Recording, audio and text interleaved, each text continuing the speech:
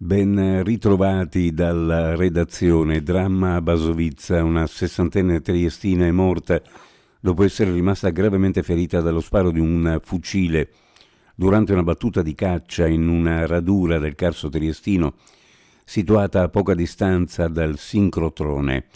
Il tragico incidente è avvenuto nella giornata di ieri.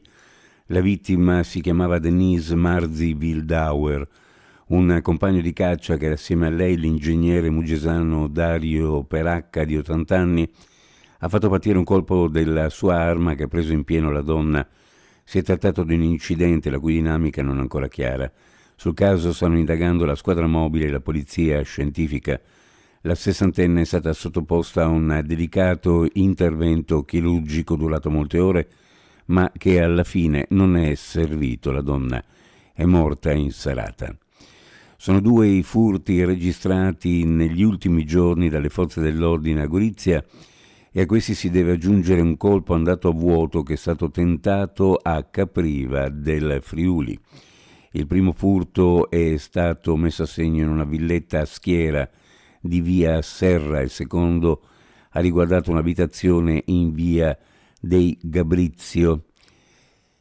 Passiamo ad altri argomenti. Ancora una volta l'attraversamento pedonale di Viale Regina Elena Gradisca è stato teatro di un investimento, fortunatamente senza conseguenze troppo gravi, ma sarebbe potuto andare molto peggio. Ad essere investite da una vettura, secondo le prime ricostruzioni, una mamma gradiscana e la sua bimba di 8 anni, e li trasportata a Trieste con ferite serie, ma comunque non in pericolo di vita. L'iter della cabinovia Trieste va avanti in attesa di individuare fondi ministeriali alternativi al PNRR.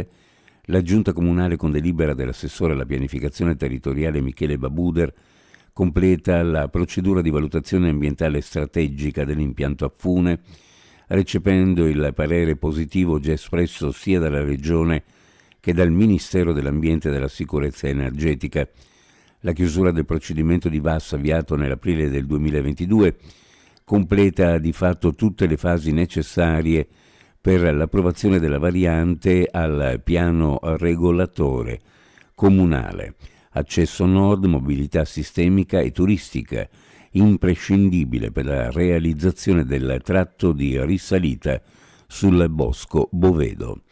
Uno sguardo alle previsioni meteorologiche per la giornata: cielo poco nuvoloso, localmente variabile, in giornata cielo sereno poco nuvoloso, con venti da nord o nord-est moderati o temporaneamente sostenuti in quota.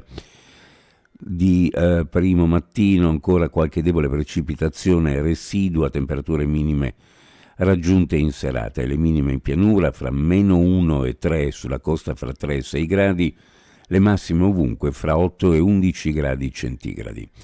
Previsioni a cura di ARPA e FVG Meteo. Ed è tutto per il momento con l'informazione. Grazie per averci seguito. A più tardi.